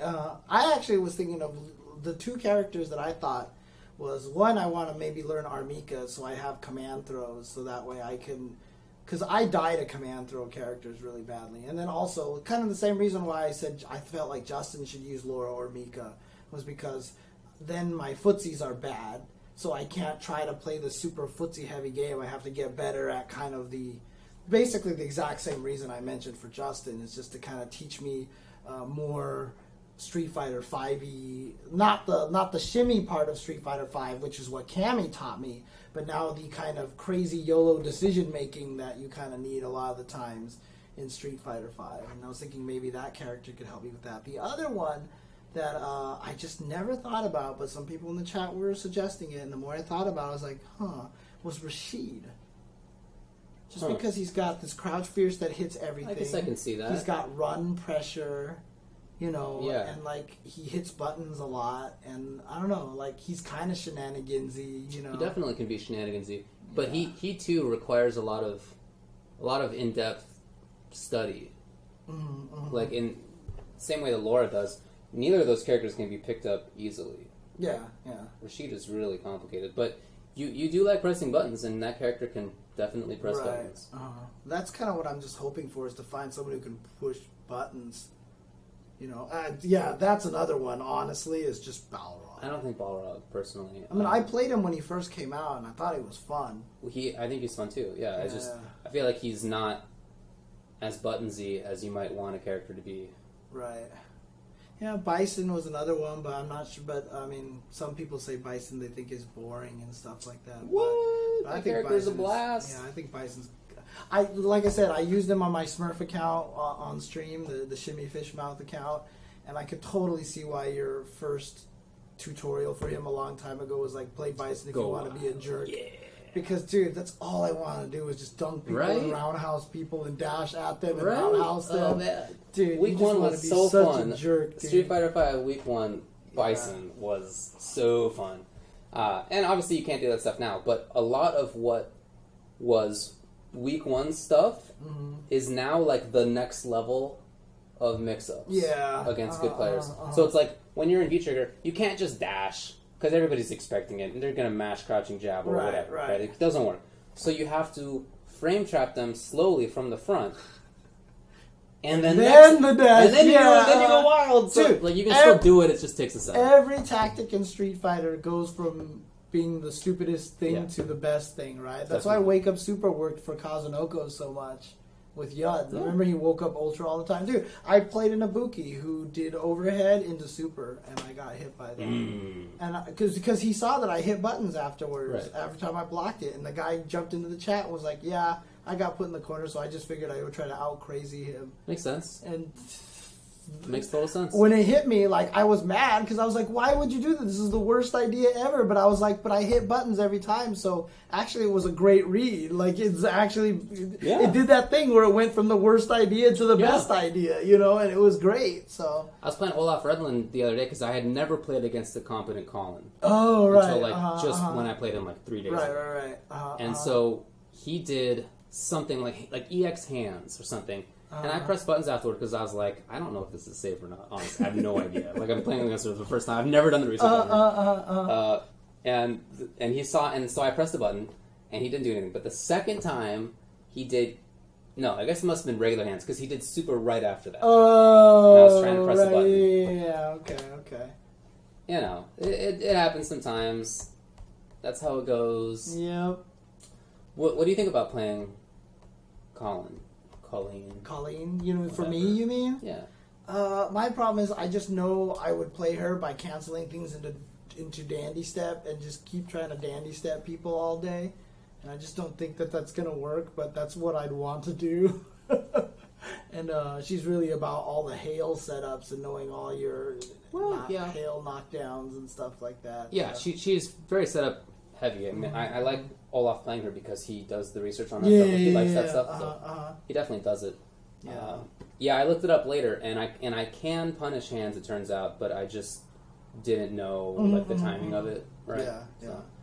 I'm not gonna do Fong, dude. I'm not gonna. Fong is sick. I've been playing a lot more Fong in expectation of the buffs. Okay. Because I think he's gonna be pretty okay. Not like some great character, but pretty okay.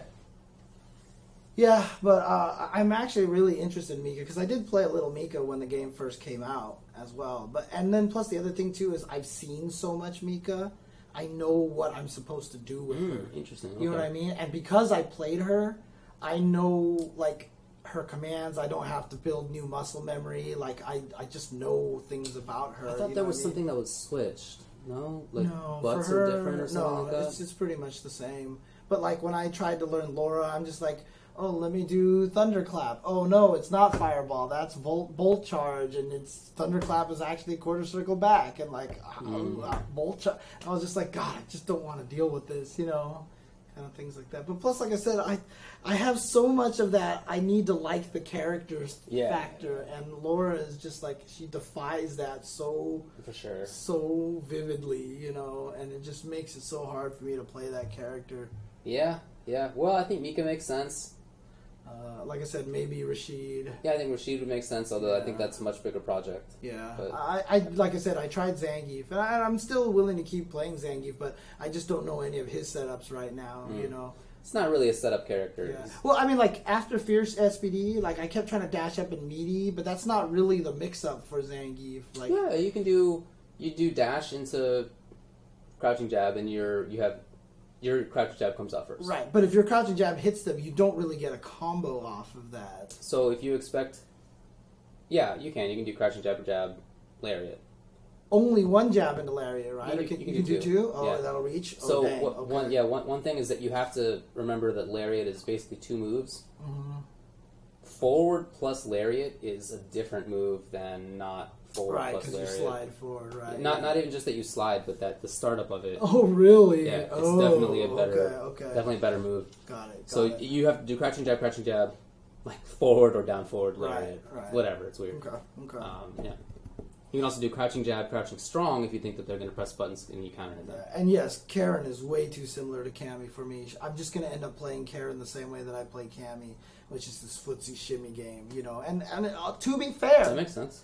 my meaty shimmy game is actually way better than I thought it would ever be because of Cammy, because it's all she is. Yeah. Like, people watch and they're like, your throw game is really good, you know. My biggest problem, honestly, is my defense game it just sucks. I hit buttons too much. Like, I'm always hitting buttons, so I get frame trapped by everyone all day. And then, like, I fall apart against command grab characters because I'm so scared of command grabs. Like, I'll take regular throws all day, but command grabs, like, as soon as I get hit by them, like, there's just this rage that burns me. And not only that, but a lot of command grabs, except for Alex, which sucks for Alex, most of them lead into a repeat command grab mix-up, you know what I mean? So Mika's like, command grab dash, command grab dash, you know, and then like Nikali's like, command grab, you know what I mean? Yeah. So, Command grabs are pretty good in this game. I think that they're super good. I think that they do need to be nerfed a little bit. Yeah, they're like a second on whiff. See, like a human second. Yeah, I'm not even sure if that's how, like, I don't even know if that's, like, the right way to nerf them, like, to make them counterable or whatever like that, right? I mean, one of the things I wanted for Geef was, like, a 300 damage command grab, but on whiff it was crush counterable. Right, yeah. I think that'd be cool. But I also think that it's, like, they're not ridiculous. I just think the Zangief was made backwards, because remember T-Hawk, the light SPD left him close and did no damage.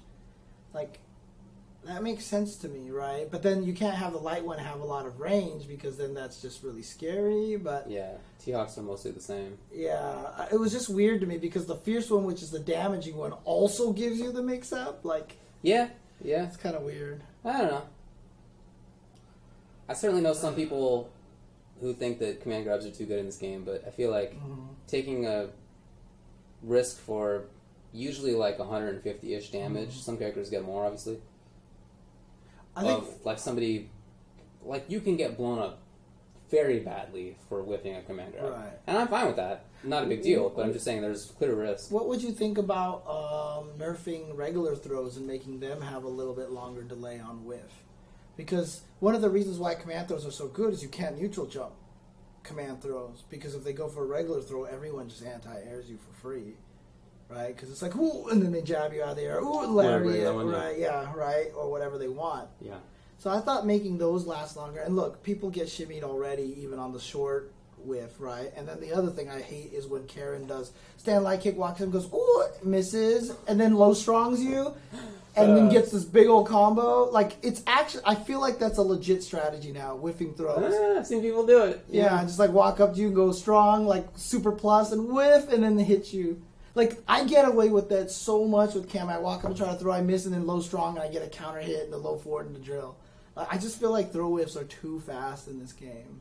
Like, I feel like extending them could fix a lot of things. And now, if you're facing a command grab character, you can neutral jump. And if they whiff the command throw, you can punish them if they do regular throw. Even if they recover just when you're above their head and they can block in time, they just don't have enough time to jab you out of the air or something like that, you know? I think that would be fine.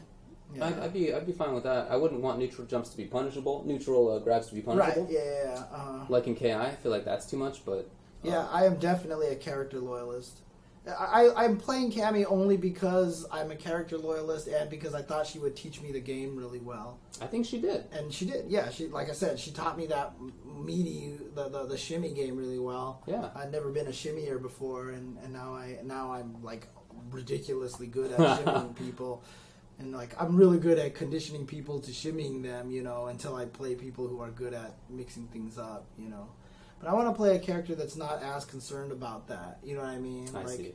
That I don't have to, because I just mistime meaties all the time because of back roll and quick rise and stuff like that. So, although I'm stupid because I always seem to lean towards the back roll, and that's the mistake, because if you lean towards the back roll and they quick rise, you get counter hit. If you lean towards the quick rise and they back roll and they hit you, that's in your recovery and they don't get a counter hit combo. So you should always lean towards the quick rise first. And for some reason, I always do it backwards. Oh, that makes sense. Yeah, so. Anyways. Dude, if you have no shimmy in your game, Shankar, just play Karen or play Cammy. And that's it. You will learn. You'll learn. Or you can just play the old big boy. Zangief, man. Oh, yeah. Well, I mean, Zangief doesn't really shimmy. No, that's what I'm saying. Just, You have to learn it. Yeah, I get. You can remain ignorant. Yeah.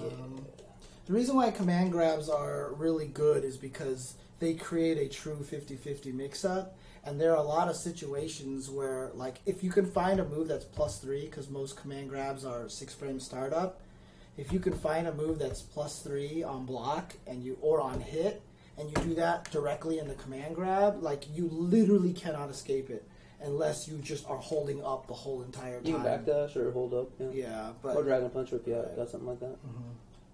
So. Yeah, I feel like they're reasonably balanced, to be honest. Birdie would be an interesting character. I don't feel like most of the top characters have command grabs. So. Birdie might be interesting because he's less concerned about the shimmy game than a lot of other characters. Yeah, he doesn't do that too much. Yeah, and I can kind of hit buttons with He's Birdie. buttonsy. Certain spots anyway, I don't know. Maybe it's time to... Yeah, I can actually see you doing that pretty well. Yeah. His anti-airs are easy. Yeah, just crouching medium punch everything. And that's getting buffed again. Is it? Crouching strong, isn't it? Was it getting buffed again? I thought it was getting reverted to some degree because it got nerfed. Okay. Yeah, and I'll still have a wake up 1-frame EX armor, so that'll be Isn't that getting... No, that's coming back. That's coming back, yeah. Right. It wasn't there, but it's coming back. Yeah, I can see that. So, yeah. I can see that. The lesson here is I gotta branch out.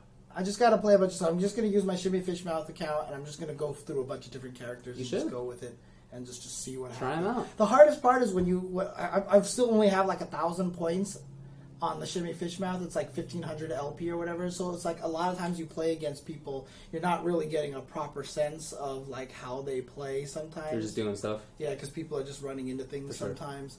But it'll be good for me to learn how to use them and what their build up the muscle memory. Definitely. So I'll probably do that next week in any case. So Yeah, that sounds reasonable. we'll see. Maybe I'll try some because I want a character with a command grab. I really want a character with a command grab because I just feel like having that extra option to blow up people, it's good. There's no doubt. Yeah, it would be nice. So yeah. Birdie seems like a reasonable choice. Okay. Well, let me know if you want to play video games. Yeah, I'm always down to play video games. Okay, cool. And maybe what I could do, because I also wanted to start up lobbies with viewers as well, so maybe I could set up lobbies with viewers and play those characters, so that way it's just like there's no point. You don't have to worry about losing points or whatever. Everyone's always like, why don't you just play casual instead of ranked? I don't know, it's just like, it just feels like there's more on the line with ranked, and it makes you want to play like play under pressure and stuff like that, right. So anyways. Okay. I feel like the pressure of being in a lobby and getting sent to the back of like 6 or 8 people, that sucks. Yeah, that happens in my Guilty Gear lobbies, and it's like you definitely want to play well because otherwise you got to go make a sandwich. You gotta, Yeah. Oh man. Yeah, man. If you ever want to play First 10 or whatever, let me know. Okay. Yeah, I want to do like a lobby for subscribers. Yeah. Because in Street Fighter V, I will get a lot. Because Guilty Gear, there's like I get 100 viewers and stuff, and like maybe at most there's like 15 people who want to play, and so some of them have to wait a little bit. But I imagine for Street Fighter V, there's going to be a larger group of people. Yeah, I did that for quite a while, but stopped when I decided to get a new computer. Oh, right, okay. All the parts came in, yay, everything works great. Nice, okay. Yeah, so now that that's true, I'll probably get back on the old streaming game. Okay. And be able to actually... Nice. Stream and play video games well at the same time. Do that political stream. Yeah, I'll do that. And now you got to do what I do, basically, which is stream upstairs and have your cats run around everywhere, dude. Yeah, I mean, there's one of our litter boxes. We have 2 litter boxes because it's a 2-story place. One of them is in the office, and on top of that, there are 2 scratching posts and a what are they called? A cat bed on that office. So they hang out in the office Dude, Whenever I'm in I there. only have one litter box, dude. And it's like, Yeah? fine, yeah. You got a 2-story place. Yeah, I know. You don't think you should have 2 litter boxes? Maybe I should. Like, I don't know. That was what was recommended to us okay. by the vet. So I don't know, man. Okay. But yeah, it's really cool because instead of You're All Free Now, my Zelda streams, always end with me doing the kissy noise and then feeding the cats. Like, I'll bring my laptop because I'm streaming on wireless when I'm upstairs. I'll just bring the laptop and the Logitech camera and I just show the cats eating food. Yeah, for dinner. That's how I end all my streams. And recently, all of my streams have been beginning with Nathan lying on the blanket and just me giving him belly rubs. And he's just sitting there doing this thing where his head turns upside down. Oh, that's awesome. It's adorable, dude. It's the greatest thing. It's the greatest thing. So it'll happen, Shankar. It's not going to be like Sanchez's Alex combo video, which is like 15 years overdue. It's not going to be like that. Is he supposed to make one for 35? Oh, dude, forever ago. Okay. When I was in college, when we were in college, it was crazy. Forever ago. There's definitely 2 great parts of my Zelda streams. Not only it was the kitties, but also a lot of people like the voice acting that I do for that thing. I have heard about that. Yeah, because that's all I do is voice acting. It's kind of funny. Alrighty, well, I'm going to get going. I still haven't had dinner, and I would like to have some, so I'm going to do that. Yeah, I'm a little hungry too myself now. So. Alright, thanks for watching, everybody. We'll see you at the Dreamhack. You're all free, meow. That's good. I like that. Genius. Like that. Yeah, great.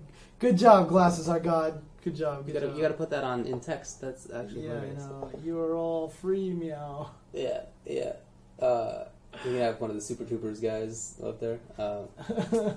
Anyway, we'll see you at the Dreamhack. Yes. After that, we'll be at Texas Showdown. I think after that, there's a small break.